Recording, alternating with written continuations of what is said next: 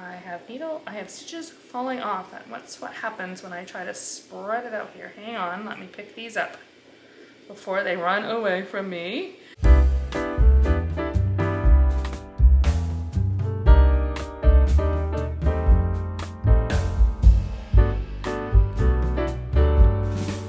Well, hello and welcome to Michelle's Fiber Studio podcast. My name is Michelle and I am your host.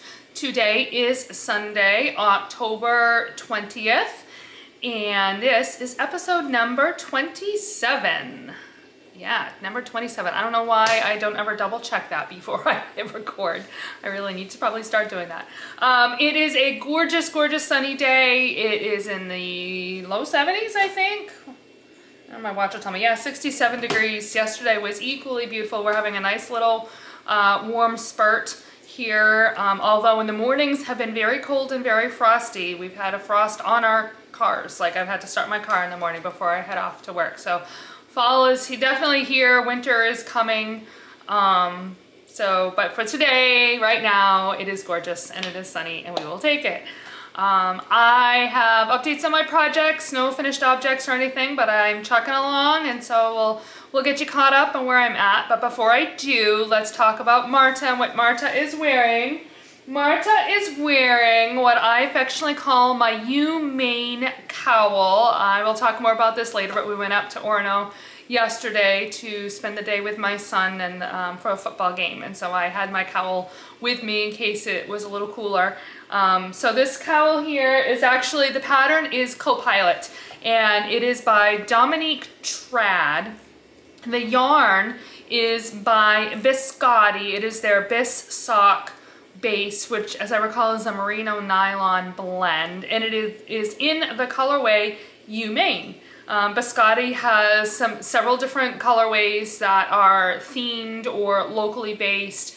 I have had one in the past that was Patriots, New England Patriots, and so it was a Patriots colorway. They have a Red Sox one, so my local yarn shop has stocked some of those more local colors. I don't know how wide Biscotte dyes for, or where they're based exactly, and so how wide of a reach they do with kind of like that local colorway. But at any rate, this colorway, the UMaine colorway, I saw in the local yarn shop, and it is in the colors of University of Maine, which is where my son attends in Orono. And so I thought it would be super fun to get a skein and knit myself a cowl that I could wear when I'm at football games to show my UMaine pride. So that is what Marta's wearing. As an interesting side note, I went ahead, after I completed this cowl, I did 4 more of the exact same pattern, all in different yarns. Last year I had done all those cowls for my nieces, and 4 of the 6 I think that I made were this pattern. It was just so easy to do, easy to memorize, very easy to pick up and put down, and I brought them with me everywhere, and I was able to get a lot of knitting done in a lot of places because it had just enough going on to be interesting, but not so much that I couldn't figure out where I was supposed to be and what I was supposed to be doing, so I was able to do it anywhere. So at any rate, that is what Marta is wearing, and with that, let's go ahead and dive right in.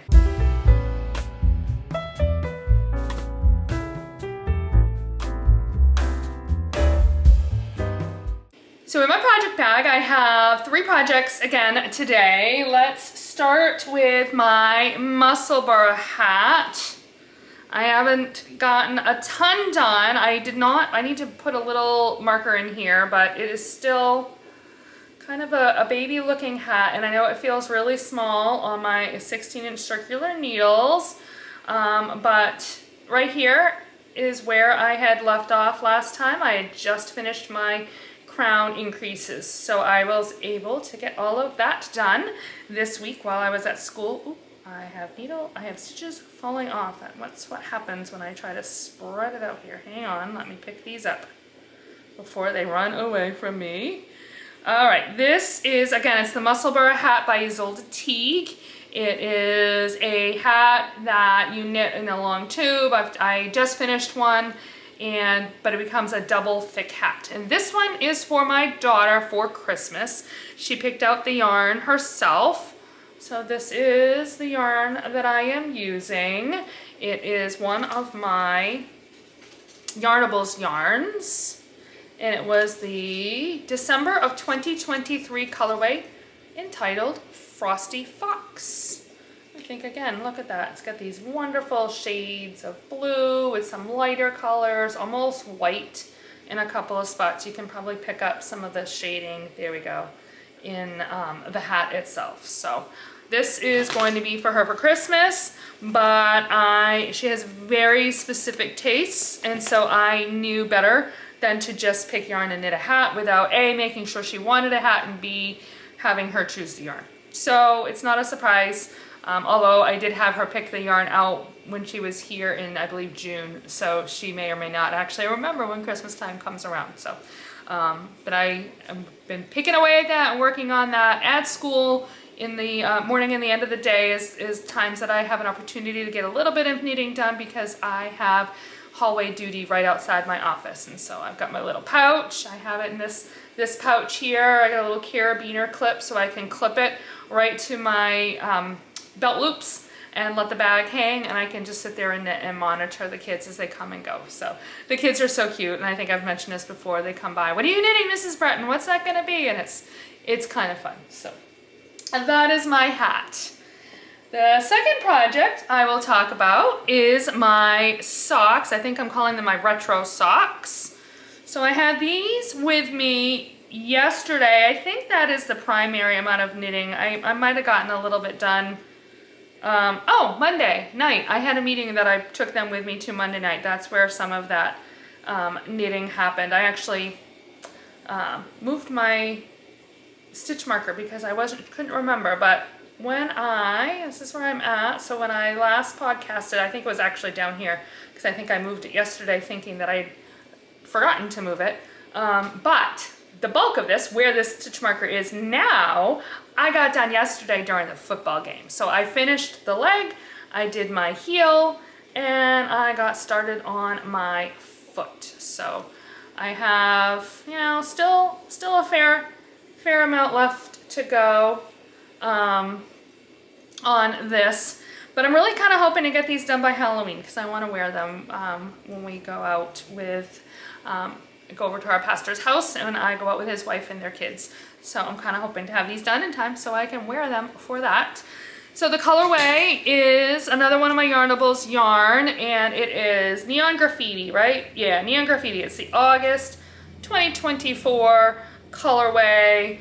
It's this yarn here, which has all of these fun little pops of color. And I actually discovered that neon green is actually glows in the dark in the blue lights, because I have a fish tank and it glows in the dark with a fish tank. So yeah, so that's coming along. I got a ton done yesterday during that football game, so that was kind of cool. The second sock is already done. So when I knit my socks, it's just a plain vanilla sock. I knit from the cuff down over 56 stitches. I use 2 circular needles. You can see those dangling there. And my heel, my preferred heel, is a short row heel. It is the OMG heel by Megan Williams. So works up pretty quickly for me. I can do the heel in about under half an hour, 20 to 30 minutes usually or so to do the heel at this point. I got it completely memorized. So that is my go-to. So I think that pretty much covers my socks. Let's see. All right, the last project I have is my Stephen WestKnits shawl. So if you do not want to be spoiled, then you might want to skip ahead to the next section. I have not finished clue 2 completely, and so have not even looked at I glanced, I think, quickly at clue 3. So if you're already into clue 3, then you're fine. But if you're still working on clue 2 or clue 1 even, then you're gonna want to look away. So, all right, let me get this pulled. Oh, I stopped in the middle of a row. I was knitting at the restaurant last night, so that's gonna make this interesting. Oh, it's so big. All right, here we go. I know it's hard to see. So this current section here, so the bottom section, hard for me to hold this up, not lose stitches, and be able to see what I'm pointing at. Okay, so this was part of clue 1, as was these bubbles right here. And then the clue 2 parts that I am working on were this brioche section, followed by another bubble section. Am I doing, oh, I'm showing you the back. Oh my goodness. Let's try this again. At least this part. There we go. So brioche, followed by a bubble section, and then another brioche section, and then I will have another bubble section on top. So I am working on, ooh, I got another runaway stitch. There we go. I am working on the rows. There's some garter stitch rows. So like these rows here, or like these rows here. And that's what I'm working on here, and then I've got my bubble section. So that's kind of where I'm at with this one. It's another 14 or so rows, I think, because I think the bubble section is 12 rows. But I'm working at like 400 stitches right now. So these rows, they take a hot minute to get across, even though it's pretty much straight knitting at this point. Oh my gosh, it's all tangled up. Yeah, it takes a little bit of time. So I probably would have been a little further ahead, but the first time when I started my first brioche section, I tried doing the brioche with my mohair, because this incorporates my mohair dare, and I tried holding it along with my contrast color, which is that blue right here. So you can see the mohair is the teal. And then I tried holding them together, and I did about 3 rows of brioche, which is actually 6 rows, because you got to do each row twice. And I decided I really didn't like it. I didn't feel like I could actually see the mohair enough, that it almost seemed pointless to carry the mohair with it, because it just wasn't standing out. So I ended up ripping it all out. So that was like, I worked on it Monday afternoon, and I think I ripped it out Tuesday. I can't remember if I ripped it up Monday night or Tuesday night when I went to sit down, but I'm like, you know what? I just need to take this out. I'm really not happy with it. I'm not liking the fact that I can't see the mohair. So I would be a little further along if I hadn't had to rip out what I had done all of Monday and then basically re-knit it. So I might have even almost completed this clue before today. But let's talk about the yarn real quickly. So I am using yarn that is dyed by Homespun Girls. So this is their tag here. It is their Maine summer sock. My main color here is almost getting worked down here to almost nothing. And it is kelp. My contrast color, this is what I have left of my contrast color. I have quite a bit more. That's okay. And that is Maine Tidal Pool. And then my mohair, I have a fair amount left because I only have used it for that little bit. That is their Mohair Silk Supreme in Mermaid is the colorway name of that one. So those are my yarns. I still have 2 skeins left, each of the kelp and the Tidal Pool. So I should be good to go. Yeah, I will sit and work on this finally tonight. It's been a busy weekend, but I was able to knit all the way up to Orono and I got the brioche section just about done. I finished it at dinner last night. We took my son out, and actually even got started on those 4 garter rows in my main color. So that is where that one is at. Third clue came out on Thursday.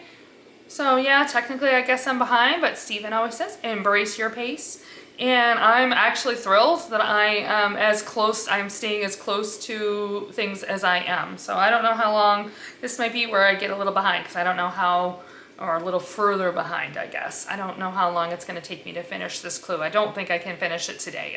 There's 14 rows over 400 stitches is a lot of knitting, but I'll see how much I can chunk away today.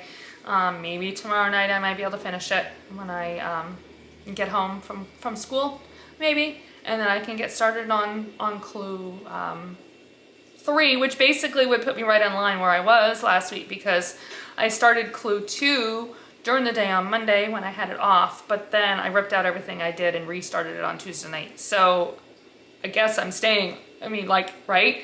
It's not even a week yet, and from when I started the clue, and I'm almost done. So yeah, I'm staying within that window. It's all good, right? It is what it is. So I think that's all I have on my current projects. So with that, we will move on to the next section.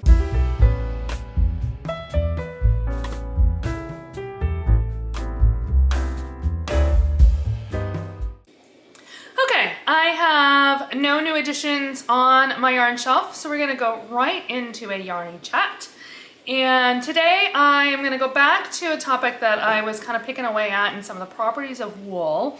This is information that I got from a website called New Wave Knitting.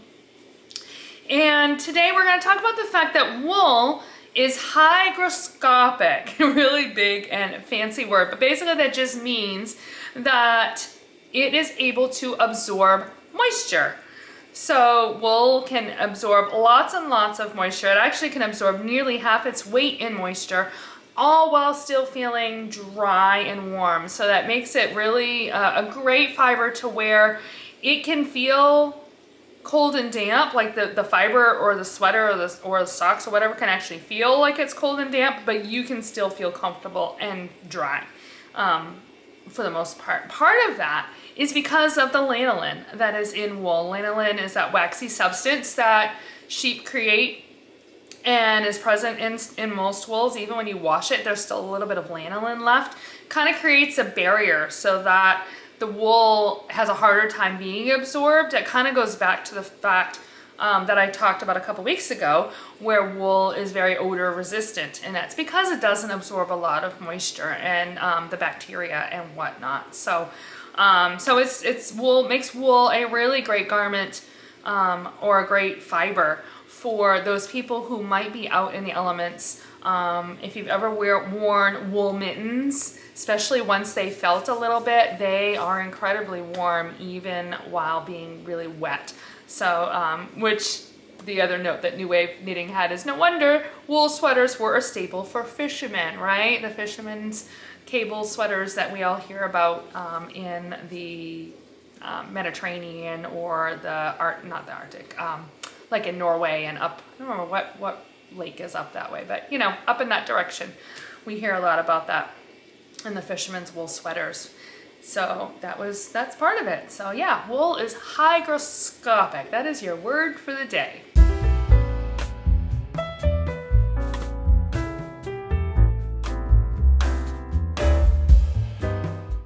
In this week's day-to-day, I just kind of want to touch a little bit on some of the things that I had going on this week. Monday was the holiday, Indigenous Peoples Day or Columbus Day, whichever, whatever you call it. But it was a great day off. I didn't have to work and it was fantastic. I was able to spend most of it knitting. Caught up, I finished my clue 1 and got started on clue 2, even though I had to rip it out. It was great. I was able to kind of go back and forth doing that. Monday night, I had a meeting I went to. We have started planning for our Christmas show at the Franco Center, which is where I did the Best of Broadway this past fall. We're now planning for Christmas. And so that's going to be a lot of fun. I knit on my socks for a little bit while I was at that meeting. Let's see. Thursday, I had an Honesty in the Mind board meeting, so I did a bunch of knitting. I was able to do some of that because we were on Zoom, so that worked out really well. And then yesterday, we spent the day in Orono with my son and the marching band. They had a football game. It was also homecoming weekend, which was kind of a media atmosphere, very festive. So they actually it was a beautiful day. It was such a perfect day for a football game. It was in the, again, high 60s, low 70s. It was perfect. It was comfortable. Nice little breeze, so it wasn't too hot. Although I think the band would argue that they were hot because they were right in the sun. But they won, which was fantastic. They have not had a terribly strong track record, but they did win. And my favorite part is after they won at the end of the game and after the football team had kind of shaking hands with the opposing team. And they ran over to where the marching band was seated, and the marching band played their school song, and the football team stood there and they sang the song to the marching band while they played. And it was just such a cool picture of mutual respect and admiration. A lot of times there's some tension between the arts and athletics, and arts kind of get, I don't want to say the ugly stepsister, but they kind of don't seem to always get the same level of respect as athletics. So it was such a great picture. I probably already popped that picture in, but I got a picture of that, and it was so cool to see the football team singing to the marching band playing for them, and them just mutually celebrating. So it was great. And then after the game, we took our son out for dinner, and then took the long drive. It's not quite 2-hour drive from Orono down to our house. And we got home about 9:15, and we left at 9:15, so it was like a 12-hour day. It was a really long day, but it was definitely worth it. So much fun, and so great to be there and just spend some time, even if not with my son, celebrating my son and kind of in that atmosphere. So that is pretty much all that I have for today. I thank you so much for joining me this week and listening to my little ramblings of my fibery corner of the world. I will have links to everything in my show notes below. You can find me on Ravelry and Instagram as Knittin Michelle, KNITTIN MICHELLE. You can also send me an email at michellesfiberstudio@gmail.com. If you enjoyed this video, please don't forget to give it a like, and please subscribe if you would like to be known or would like to know when I upload a future content. With that, I hope that you have a fantastic week and happy knitting.